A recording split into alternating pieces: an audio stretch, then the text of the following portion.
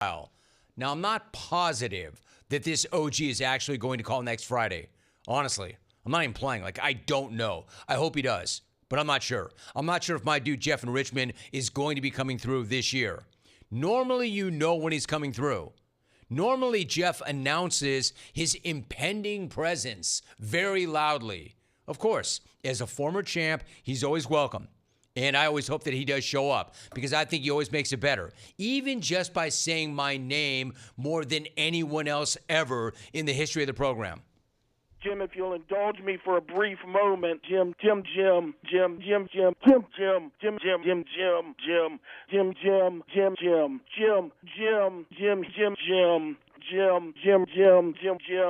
thank you for your time, Mr. Jim Rome. Now, it's not just my name.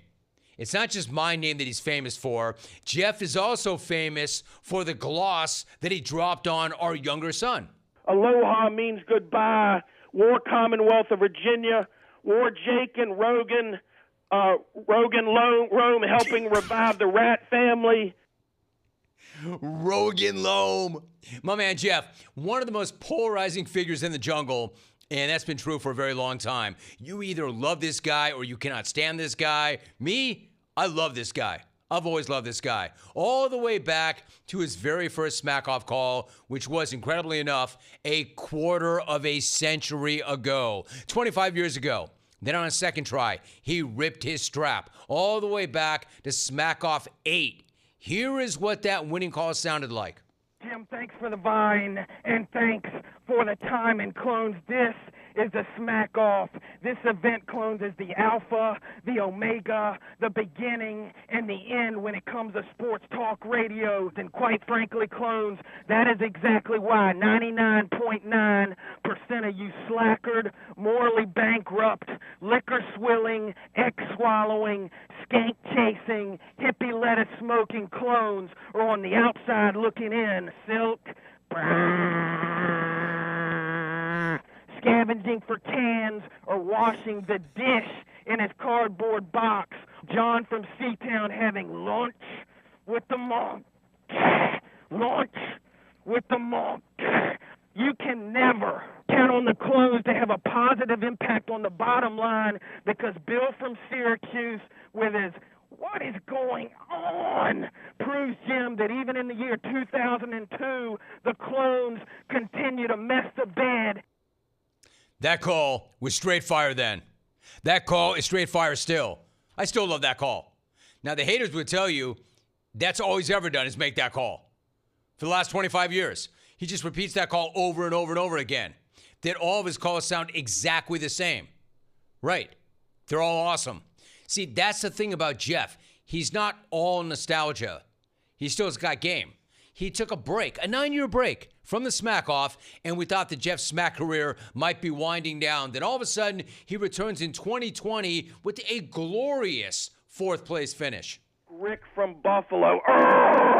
Little Richard from Buffalo. Let me be clear here, Jim. There's no bad blood between that cheap imitation Rick from Buffalo, little tiny Richard from Buffalo, and the dirtiest player in the game, Jeff from Richmond. Why should I be concerned with the Peter Dinklage of the jungle clones? Rick is so small, he buys his suits from the Build-A-Bear workshop. Trevor Price weighed in on Rick from Buffalo, and he said, and I quote, "Rick from Buffalo will have a long, successful run in the jungle." Jim, on a lighter note, the CBS suits bumping around, Jim, in their horn-rimmed glasses, in their microfiber polyester attire.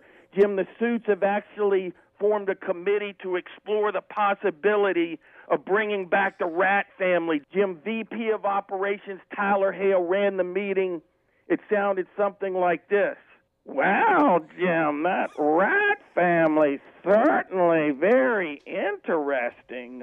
Zane Smith, Monica Seles, Coach K sipping from the upside-down water bottle, and oh my, Jim, Mac from L.A. holding a wedge of cheese in his little rat hands." I mean, that was an incredible comeback call from Jeff. But then he disappeared again for the next two Smack-Offs before bombing back in during the lead up to Smack-Off 29 2 years ago. Jeff came in huge for his RSVP call. So huge, I thought that maybe he might actually have a shot at a second strap. Unfortunately, the call on that day did not live up to the advance hype. It did not live up to the RSVP. So let's just play the RSVP again and act like the Smack-Off call never actually happened. Whether we get to Smack-Off 30, Smack-Off 40, or Smack-Off 50, Jim, in the end, all I want you to do is this, Jim. Acknowledge me.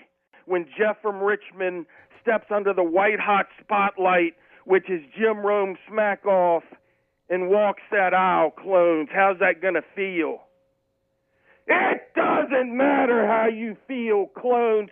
Jim, let me close by asking you and the morally bankrupt clones this rhetorical question, Jim. Who wants to walk with Jeff from Richmond? All right, so I'm going to acknowledge you right now, Jeff. I'm going to accept your RSVP from 2 years ago as your RSVP for Smack-Off 30 because I really want you to call, dude. Let's just forget Smack-Off 29 ever happened. All right, Jeff? Let's just remember the good times, big fella. The dirtiest player in the game has come back to the Jim Rome show. Why is Jeff from Richmond so serious about becoming, Jim, the two-time Smack-Off champion? Because that's how I roll. My exclusive private driveway. I was looking out, Jim, at my 6 luxury sleds, sparkling clean, freshly polished, and perfectly aligned. And I know the 2 words that come to mind immediately, Jim, when you think of Jeff from Richmond are humble and modest. Or Matt from L.A., struggling to be relevant in this here jungle. Here's the new protocol in my jungle, Matt, and that is this. When my name goes up, Matt, your mouth goes shut. Jeff from Richmond has established himself as the only legitimate sports radio god. King Kong ain't got nothing on me. This is my yard. This is my house. And clones, trust me, I'm not coming to take part. I'm coming to take over. And until next time, Jim. Good night now, Jeff in Richmond. All right, he's hit the top 10 5 times in 9 Smack-Offs. You're Smack-Off 8 champ, my man. Where are you? You know where to find us. I gotta see you next Friday, Jeff. Be here, champ.